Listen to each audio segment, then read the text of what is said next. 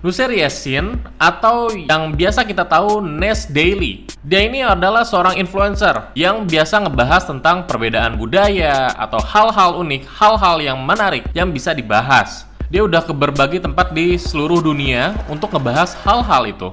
Dia punya 13,6 juta subscriber dan setiap upload dia bisa mencapai ratusan ribu views. Padahal kalau ngeliat orangnya kan yakinin gak ada yang aneh-aneh. Tapi ada beberapa orang yang skeptis bahwa Nes Daily ini adalah penipu atau licik. Kenapa penipu, Bang? Nah, penasaran kan? Aku juga penasaran. Kenapa ini orang-orang pada bisa nggak suka sama yang namanya Nes Daily? Ya biasalah, orang yang biasanya tinggi ini banyak aja kontroversinya. Karena gue juga penasaran, yuk langsung aja kita bahas di Better is Matter.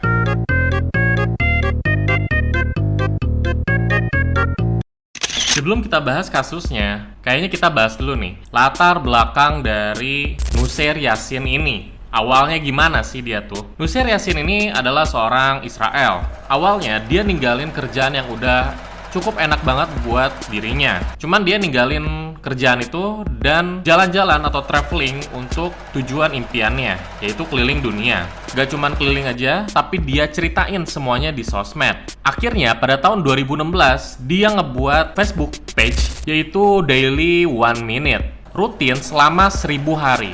Ya tujuannya supaya ngasih tahu buat teman-teman penonton gimana travelingnya dia. Kita balik lagi ke sebelum tahun 2016. Nes Daily ini pada awalnya dia udah ngebuat akun YouTube pada tahun 2012 dan nge-upload video.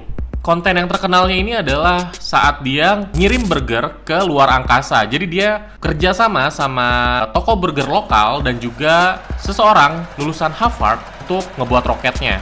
Jadi dia terbangin lah tuh ke luar angkasa. Dan juga pada saat dia buat konten orang yang dapat menyelesaikan Rubik tercepat. Selanjutnya pada tahun 2016, tepatnya 9 April 2016, dia upload video pertama di Facebook page-nya. Dia ngejelasin pada saat itu konsepnya yang bakal dia lakuin dalam 1000 hari ke depan. Dia tuh mau ngapain aja. Ya kurang lebih bakal traveling dan bakal nyeritain tentang temuan dari travelingnya itu. Karena videonya bagus dan penyampaiannya juga bagus, dia ngepet views, jutaan views dalam waktu singkat dan cepet banget untuk growing up-nya. Singkat cerita, pada tanggal 5 Januari 2019, dia akhirnya ngeberesin 1000 hari dalam ngebuat video. Dan dia disitu ngedapetin 12 juta followers di Facebook. Angka yang sangat fantastis untuk kekonsistenannya dalam 3 tahun. Karena di Facebook page-nya ini sudah banyak fansnya, dia udah mulai tuh untuk beralih ke YouTube dan ngajak penontonnya ini untuk ke YouTube. Nah pada tahun 2019, karena kebayang ya fansnya udah banyak 12 juta, saat dia upload di YouTube, setiap dia upload pasti ada jutaan views tiap dia upload. Bahkan kalau lagi trending-trendingnya itu bisa sampai belasan juta views. Pokoknya channelsnya ini berkembang terus di YouTube. Tapi ada momen di mana Nes Daily ini dituduh dalam eksploitasi dan misinterpretasi atau salah ngartiin dan ngebahas budaya menurut orang-orang itu sensitif untuk dibahas. Kita langsung aja ke kasus pertamanya, yaitu dengan Hwang Ot-Ogay.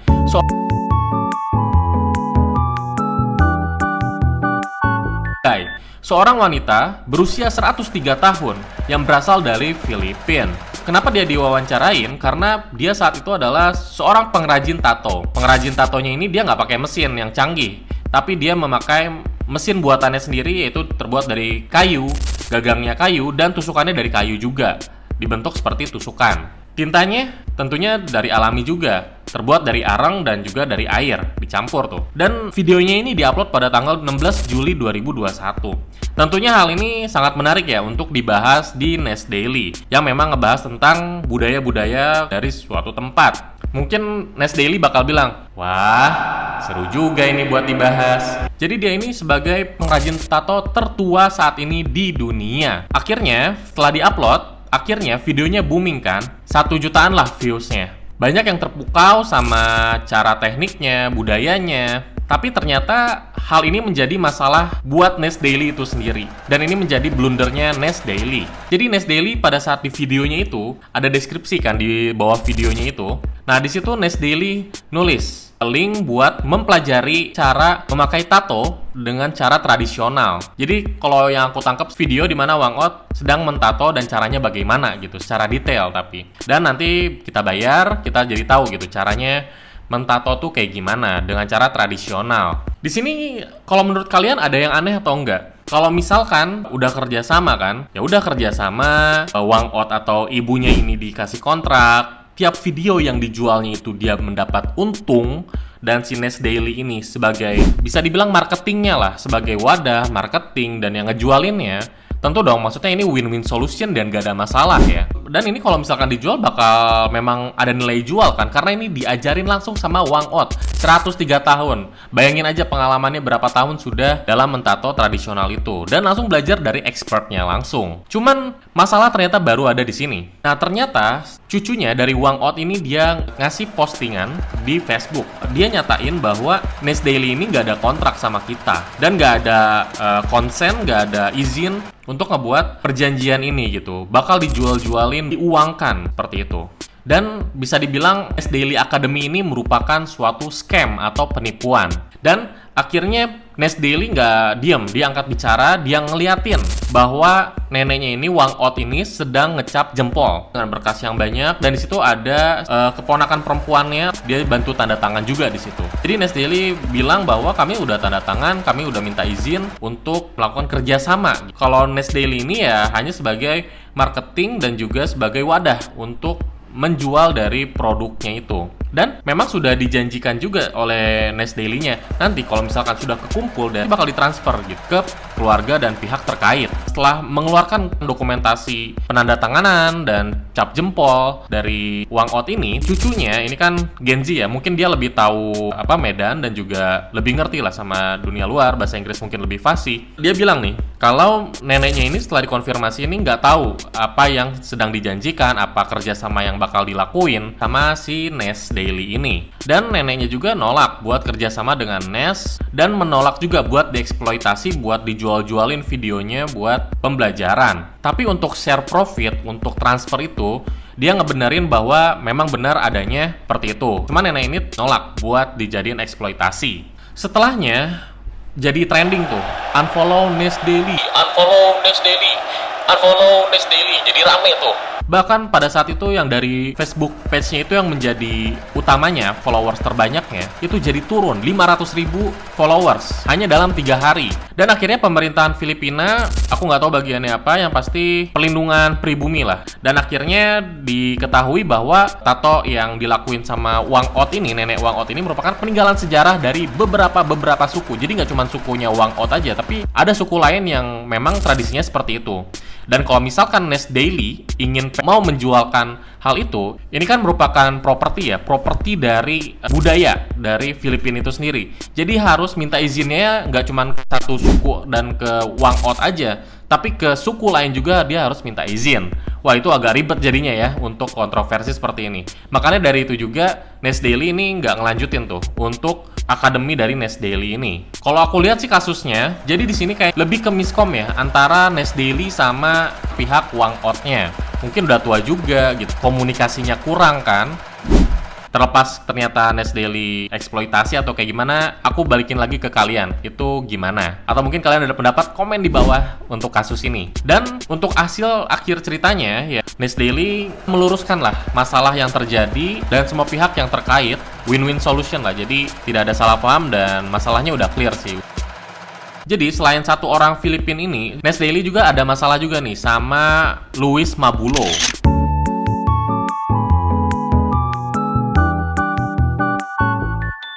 Luis Mabulo mempunyai project yaitu pohon kokoa. Pohon kokoa ini kalau buat teman-teman yang belum tahu merupakan bahan yang dibuat untuk ngebuat coklat. Jadi programnya itu adalah seperti fundraiser di mana Luis Mabulo ini sebagai petani dan juga business woman juga gitu. Jadi Luis Mabulo ini dia bisa dibilang mendapat sumbangan dari orang-orang dan juga dia tanamlah tumbuhan kokoa. Tujuannya itu adalah, targetnya itu adalah melawan dari deforestisasi atau penggundulan hutan lah. Akhirnya pada tanggal 5 Agustus 2021, Nes Daily ini akhirnya datang lah, karena ini merupakan topik yang menarik. Dia ketemulah sama Louis Mabulo ini. Pas datang ternyata ngomongnya itu nggak enak lah ke si Louis Mabulo ini. Dia bilang ini cuma sebagai pertanian aja gitu, tapi nggak jadi reboisasi, nggak, exposure-nya kurang gitu, karena nggak bisa diklik, nggak bisa di-view sama orang-orang gitu. Jadi donaturnya juga bakal kurang juga gitu. Dan terlebih lagi, Nes Daily ini juga komen gitu, kenapa petani Filipina miskin, kenapa Filipina ini miskin. Jadi itu kata-katanya itu menurut Louis Mabulo ini dari kesaksiannya gitu. Dan Louis Mabulo bilang juga gitu, ngomong bahasa Inggris tapi dia pakai aksen-aksen Filipino yang seakan-akan ngejek dari aksen Filipino itu sendiri. Jadi si Mabulo ini sampai bilang gitu, Nes Daily ini nggak lihat dari lapangan tuh kayak gimana gitu kan. Dia cuma fokus sama buat konten aja gitu. Tapi ya di lapangan kayak bayar karyawannya, cari dananya atau apanya dia nggak peduli gitu. Jadi setelah ada postingan seperti itu oleh Louis Mabulo, Nes Daily nggak diem. Dia buat pernyataan juga secara teori dan berita bahwa Kakao Project ini merupakan sebuah scam. Pengakuannya di berita-berita itu adalah perusahaan non-profit, sedangkan aslinya itu dia profit untuk keuntungan dari Louis Mabulo itu sendiri. Padahal ini program non-profit ini kan buat ngebantu petani-petani dan sebagai untuk reboisasi juga kan. Dan YouTuber juga Nightfall juga, ini sebagai rekannya yang sering collab sama Nes Daily ini juga angkat bicara juga bahwa sebenarnya yang view-view yang diambil oleh Nes Daily itu adalah perkebunan atau bagian dari lokasi yang hijau-hijau rindang aja. Untuk yang daerah lainnya itu pohon kokoanya itu ada sebenarnya itu. Cuman kayak gagal panen gitu loh, kayak kering, gagal panen. Coklatnya juga ada juga, cuman jelek aja gitu hasilnya. Jadi ya kayak semacam scam kan jatuhnya. Karena modelannya kayak gini, maka dari pihak manajemen Nes Daily nggak berani upload tentang Mabulo, tentang Cocoa Project ini. Tapi kalau menurut kalian gimana? Kalian lebih cenderung ke Louis Mabulo atau lebih ke Nes Daily? Atau dua-duanya memang salah dan punya kesalahannya masing-masing? Coba komen di bawah. Oke, kasus selanjutnya menyangkut dari dua orang yang terhubung bermasalah dengan Nes Daily. Jadi dulunya pernah ngajak collab dan selanjutnya dia bermasalah.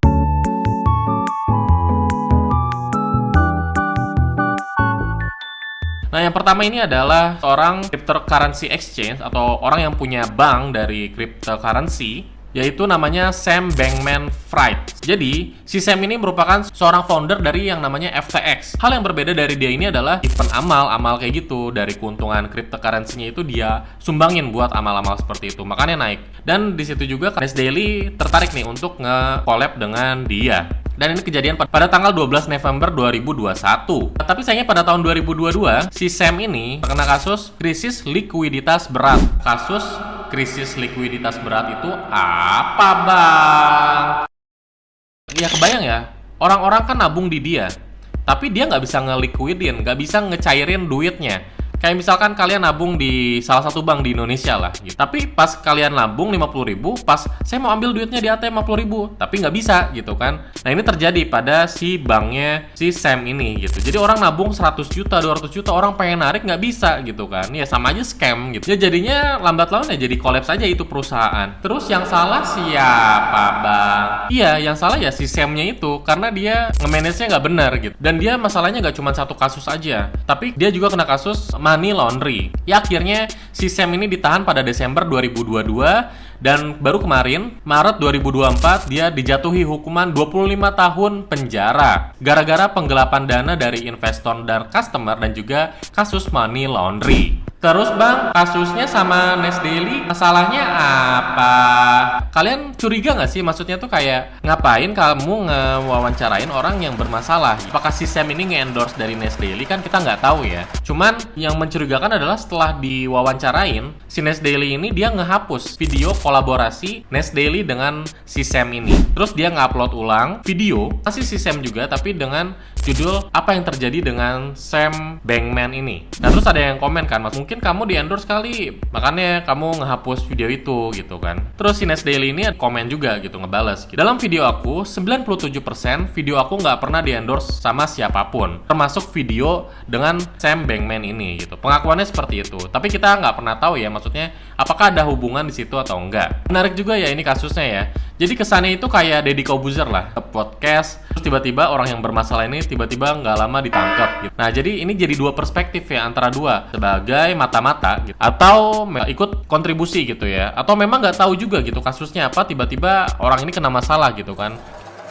Dan orang apakah benar Nas Daily ini ngomongin orang gitu, ngerendahin suatu etnis tertentu, aku nggak bisa ngomong juga ya, karena itu pengakuan dari omongan seseorang gitu ya, tidak ada bukti video atau apa, jadi ya kita hanya bisa berasumsi. Dan kalau masalah niat, kita nggak pernah tahu ya niatan dari suatu orang. Pesan yang bisa gue ambil adalah, gue nggak mau judge orang tanpa adanya bukti, apalagi buktinya nggak jelas. Kalau kita mau lihat dari sisi positifnya, semakin tinggi seseorang, semakin tinggi karir atau nama besar, semakin banyak juga orang mau ngejatuhin kita. Dan banyak orang yang menunggu kita sampai blunder. Terus solusinya gimana? Udah, lanjutin aja. Yang bisa kita benerin, yang bisa kita perbaikin, kita perbaikin. Kali aja gue ada salah, ada masukan dan saran, boleh komen di bawah. Atau teman-teman mau request konten lainnya, boleh juga komen di bawah. Gua Ahmad Serius, segitu aja dari gua. Ciao, ciao. Sanji makan kepiting di Ancol. Ding, ding, ding.